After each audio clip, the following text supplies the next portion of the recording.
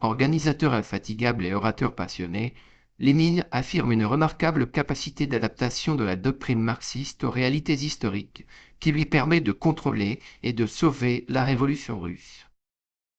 Numéro 2 de la première révolution prolétarienne victorieuse, puis à nouveau militant exilé par Staline, Trotsky cristallise dans un destin tragique à la fois la ferveur et la haine. Auréolé du prestige de son action pendant la résistance, le maréchal Tito met en place en Yougoslavie un régime socialiste farouchement indépendant du pouvoir soviétique. Chef de l'Union soviétique de 1953 à 1964 et personnalité riche en couleurs, Nikita Khrouchtchev marque son passage au pouvoir en dénonçant les crimes de Staline et sème le trouble dans tout le camp socialiste. Pour la première fois dans l'histoire de la chrétienté, le 16 octobre 1978, un pape d'origine slave est élu sous le nom de Jean-Paul II. Les bolcheviks se sont rendus maîtres de Moscou, mais les résistances sont nombreuses. Les adversaires socialistes et libéraux animent des foyers d'opposition, encouragés par l'action des Alliés. La guerre civile fait rage. Créée en 1889, la Deuxième Internationale, nommée Internationale socialiste, rallie les forces politiques et non plus spécifiquement ouvrières à travers toute l'Europe, et à partir du XXe siècle commence à pénétrer les autres continents. Lors d'un congrès tenu en 1903, le Parti ouvrier social-démocrate russe se divise sur la question de la tactique révolutionnaire en deux factions, les majoritaires ou bolcheviks et les minoritaires ou mencheviks. Dès le départ, la guerre de Mandchourie est impopulaire en Russie. Les défaites successives face aux Japonais augmentent le ressentiment de la population. Il suffisait d'une étincelle pour provoquer la révolution. Elle se produit avec l'épisode sanglant du Dimanche rouge. Les conséquences de la Première Guerre mondiale sont désastreuses pour la Russie. La situation financière est catastrophique et les villes souffrent d'une insuffisance de ravitaillement. Les troubles sociaux déclenchent bientôt la révolution de février qui aboutit à l'abdication du tsar. En avril 1917, Lénine quitte la Suisse pour rentrer en Russie. Le lendemain de son retour, il présente aux bolcheviks membres du Soviet son rapport intitulé Des tâches du prolétariat dans la présente révolution. Ce sont les fameuses thèses d'avril. La paix au peuple, la terre aux paysans, le pouvoir aux soviets. Fort de ces mots d'ordre, le coup d'État du 25 octobre rencontre un vaste consensus populaire. Il est déclenché dans la nuit du 24 et aboutit à l'élection d'un gouvernement révolutionnaire présidé par Lénine. Une fois que nous aurons pris le pouvoir, nous ne le lâcherons plus, avait annoncé Lénine. Le 25 octobre 1917, les bolcheviks qui viennent de prendre le pouvoir à l'issue d'un coup d'État prennent un certain nombre de décrets instaurant le communisme. Face à la situation de guerre, le gouvernement met en place une nouvelle politique fondée sur la défense de la révolution. Il s'agit du communisme de guerre. Béla Kun instaure le 21 mars 1919 la République des conseils sur le modèle des soviets. Mais la fragilité du pouvoir et l'hostilité des puissances de l'entente mettent rapidement terme à l'expérience. Durant la semaine sanglante du 6 au 15 janvier 1919, le gouvernement socialiste allemand, avec l'aide de l'armée, écrase l'insurrection communiste à Berlin et dans l'ensemble du pays. En 1921, la Russie est en pleine désagrégation économique et sociale. Pour faire face aux difficultés, Lénine lance la NEP, nouvelle politique économique, qui remet à plus tard la construction du socialisme. Le 31 janvier 1924 est ratifiée la constitution de l'URSS. Malgré ses dispositions fédérales, ce texte favorise le contrôle du centre sur les pouvoirs républicains. Le 30 décembre 1922, la Russie, l'Ukraine, la Biélorussie et la Transcaucasie signent le traité qui fonde l'Union des républiques socialistes soviétiques, l'URSS. En décembre 1920, au congrès de Tours, les trois quarts des délégués socialistes votent pour l'adhésion de leur parti à l'Internationale communiste. Ils créent la SFIC qui deviendra le Parti communiste français. La manifestation étudiante le 4 mai 1919 à Pékin contre la politique de collaboration avec le Japon menée par le gouvernement marque le début du réveil national chinois. En 1927, l'unité de la Chine se trouve rétablie. Chiang Kai-shek peut désormais se passer des communistes. Il engage la lutte contre les communistes chinois en avril. Malraux écrit La condition humaine en 1933.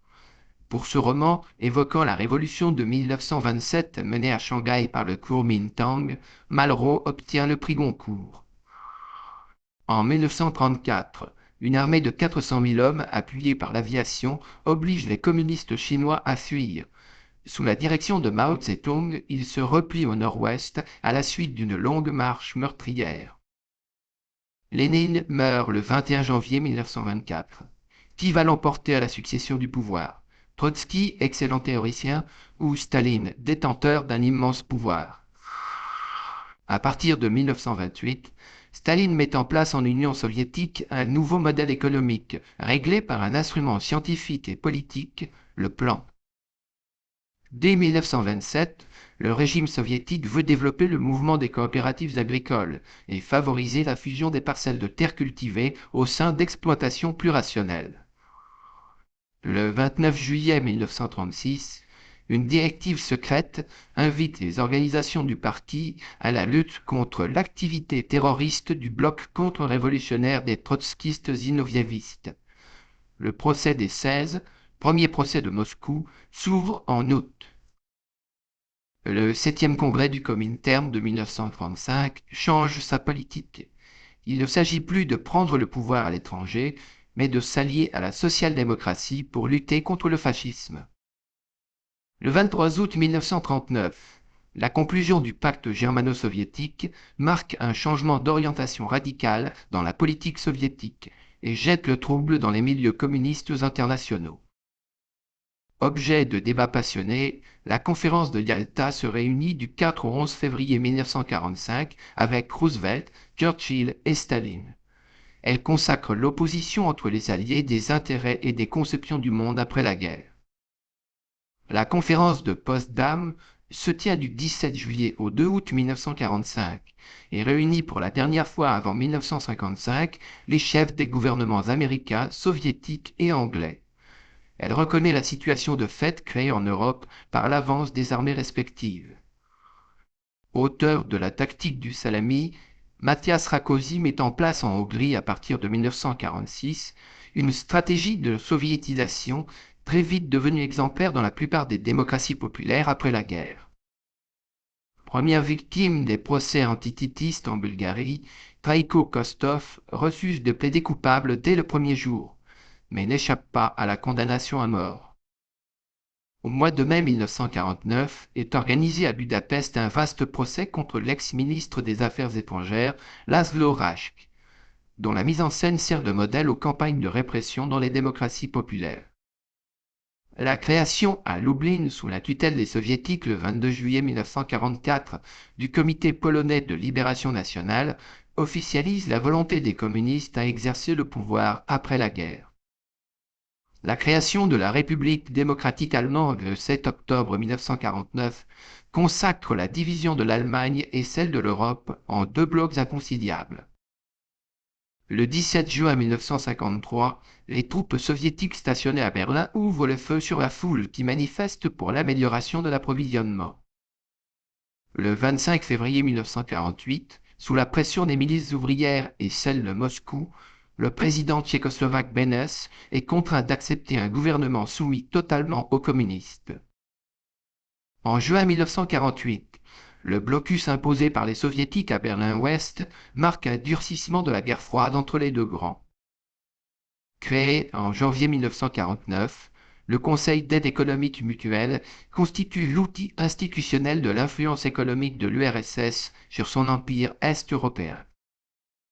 L'un des événements majeurs de la guerre froide, la guerre de Corée qui éclate en 1950, porte à son apogée l'affrontement Est-Ouest. De l'après la Seconde Guerre mondiale et à l'appel de nombreuses personnalités, se tient à Paris un congrès mondial des partisans de la paix dont l'action est largement contrôlée par Moscou. Véritable odyssée littéraire, L'archipel du Goulag d'Alexandre Solzhenitsyn, publié en 1973 en Occident, découvre au monde l'univers concentrationnaire soviétique. Devant le 20e congrès du Parti communiste soviétique au mois de février 1956, Nikita Khrouchtchev présente son fameux rapport sur les méfaits du culte de la personnalité, signal officiel de la déstalinisation. Accord de coopération et d'assistance mutuelle entre l'Union soviétique et les démocraties populaires, le pacte de Varsovie signé en mai 1955 constitue la réplique à l'Est du pacte de l'Atlantique. Cuba apparaît comme une chasse gardée des États-Unis. Un petit groupe de révolutionnaires, les Barbudos, conduits par Fidel Castro, parviennent le 1er janvier 1959 à renverser le dictateur Batista et à prendre le pouvoir à la Havane. Le 19 juin 1953, dans un climat de psychose anticommuniste exacerbé aux États-Unis, Julius et Ethel Rosenberg, accusés d'espionnage, sont exécutés malgré les protestations internationales. Le 30 avril 1975, les troupes communistes nord-vietnamiennes entrent à Saïgon, évacuées en catastrophe par les derniers soldats américains. Le désengagement américain entraîne la victoire des forces révolutionnaires au Cambodge, où les Khmers rouges s'emparent de Phnom Penh en avril 1975. En consacrant le respect des droits de l'homme et notamment de la libre circulation de chacun, l'acte final de la conférence d'Helsinki, signé le 1er août 1975, constitue une référence pour la lutte des dissidents dans les pays de l'Est. La guerre civile qui ravage l'Angola après le départ des Portugais laisse bientôt place à un conflit aux enjeux internationaux qui conduit à la victoire du parti marxiste, le MPLA, avec le soutien des Cubains et des Soviétiques. Dénonçant l'agression de l'Union soviétique en Afghanistan, le Comité olympique américain décide le 12 avril 1980 de boycotter les Jeux olympiques de Moscou, un appel qui est suivi par une soixantaine de pays. Avec la création de la République populaire de Chine le 1er octobre 1949, le Parti communiste conquiert le plus vaste et le plus ancien État du monde. D'avril à juin 1957, la campagne des Sans-Fleurs, destinée à favoriser la libre critique, débouche sur un vaste mouvement de répression dont sont victimes des centaines de milliers de Chinois. Lancé en mai 1958 par Mao, le Grand Bond en avant est une campagne de mobilisation de masse sans précédent dont le bilan est désastreux pour la Chine. À partir de 1979, Deng Xiaoping entreprend la plus vaste réforme économique et sociale jamais lancée par un régime communiste, appelée la politique des 4 modernisations. Dans la nuit du 3 au 4 juin 1989, les blindés de l'armée chinoise interviennent brutalement place Tiananmen à Pékin, où s'étaient regroupés des centaines de milliers d'étudiants. Sous la direction de Dubček, le Parti communiste tchécoslovaque entreprend en 1968 une expérience inédite qui tente de concilier socialisme et liberté, qualifiée de socialisme à visage humain. Lancée le 1er janvier 1977 à Prague, la Charte 77 constitue un mouvement pour la défense des droits de l'homme et marque l'émergence d'une nouvelle forme d'opposition. À partir de l'automne 1989 jusqu'aux élections de juin 1990, sous la pression populaire, le régime communiste tchécoslovaque s'effondre sans violence. C'est la victoire de la révolution de velours. Dans la nuit du 12 au 13 août 1961, le gouvernement de la RDA fait édifier à Berlin un mur le long de la ligne de démarcation. Le mur de la honte coupe désormais la ville en 2 parties irréconciliables. Le 9 novembre 1989, à 21h30, sous la pression de la foule, le mur de Berlin s'effondre, marquant la fin d'une période vécue comme une tragédie pour les Allemands et l'Europe entière. Le 22 décembre 1989, sous la pression populaire, le dictateur Ceausescu est renversé, puis exécuté 3 jours plus tard. Le 31 août 1980, sous la pression d'un vaste mouvement de revendications né dans les chantiers navals de Gdansk, le gouvernement polonais signe avec les grévistes un accord qui reconnaît l'existence d'un syndicat indépendant. Le 13 décembre 1981, le général Jaruzelski proclame l'état de siège en Pologne, point de départ d'un processus de répression et de normalisation dans tout le pays. À la faveur du choix d'une révolution négociée, les communistes au pouvoir en Hongrie proposent à partir de 1989 un calendrier de désoviétisation qui conduit à la proclamation le 23 octobre de la République sans qualificatif populaire. Créé en 1987, le puissant mouvement national populiste, le Forum démocratique hongrois, envisage le passage du communisme à la démocratie sans révolution radicale. Deuxième phase de la politique de réforme entreprise par Mikhaïl Gorbatchev, la glasnost, ou transparence, ouvre une période de débat critique à l'intérieur du parti et bientôt de la société soviétique tout entière. Le 19 août 1991, une junte gouvernementale hostile aux réformateurs dépose Mikhaïl Gorbatchev et tente de restaurer le pouvoir communiste en URSS. Le 8 décembre 1991 est créée la Communauté des États indépendants, qui entérine la disparition de l'URSS et à laquelle adhèrent les ex-républiques soviétiques, à l'exception des 3 pays baltes et de la Géorgie. Le 12 juillet 1990, des milliers d'Albanais qui avaient trouvé refuge dans l'enceinte des ambassades étrangères sont autorisés à quitter le pays. Lors du 22e congrès réuni en 1976, le Parti communiste français renonce au concept léniniste de dictature du prolétariat. Depuis la mort de Tito en 1980, l'équilibre de la fédération yougoslave est gravement menacé par le développement des nationalismes qui, ajoutés aux rivalités politiques, conduisent bientôt à la désintégration de l'État. Les populistes ont cherché à se lier au peuple russe au lieu de continuer à réfléchir en dehors de lui. Avec le populisme, l'histoire de l'intelligentsia luttant au nom du peuple russe commence. Le Parti ouvrier social-démocrate est formé en 1898 lors d'un congrès clandestin réuni à Minsk. D'inspiration marxiste, ce parti va connaître des luttes de tendance dès sa création. Dans les années 1880, avec le début de l'industrialisation, la classe ouvrière apparaît.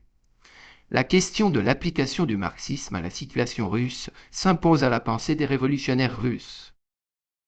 Fin janvier 1929, Trotsky est expulsé en Turquie et les ennemis de Staline sont éliminés. L'opposition de droite est mise en déroute. L'ère du pouvoir personnel de Staline s'ouvre. Dès les années 30, le comité central du Parti communiste prend en main les activités intellectuelles. Désormais, écrivains et artistes doivent exprimer les objectifs politiques et sociaux du régime. Désigné par Staline après la guerre pour définir les principes d'une nouvelle politique culturelle, Jdanov donne son nom à l'une des dernières et des plus violentes vagues de répression stalinienne contre les intellectuels. Après avoir reconnu dans les premières années les Juifs comme une nationalité, l'Union soviétique caractérise tout au long du siècle un régime violemment antisémite que justifie la théorie de la lutte contre le cosmopolitisme. Sur le modèle de la tactique du foyer insurrectionnel employée par les révolutionnaires cubains, des mouvements de guérilla se développent dans l'Amérique latine au cours des années 1965-1967. Le 1er novembre 1968, devant le 5e congrès du Parti communiste polonais, Léonid Brejnev justifie l'intervention en Tchécoslovaquie par l'exposé d'une thèse appelée à l'Ouest la théorie de la souveraineté limitée. Malgré le choix d'une politique d'indépendance vis-à-vis de l'URSS, Nicolae Ceausescu met en place à partir de 1965 en Roumanie un régime purement stalinien. En dépit des pressions soviétiques exercées lors de la conférence des partis communistes à Berlin-Est en juin 1976, les militants italiens et espagnols affirment les principes d'indépendance et d'autonomie vis-à-vis de l'Union soviétique. Les années 1970 marquent l'âge d'or d'une véritable classe dirigeante en Union soviétique appelée nomenklatura, désormais à l'abri des purges sanglantes de Staline.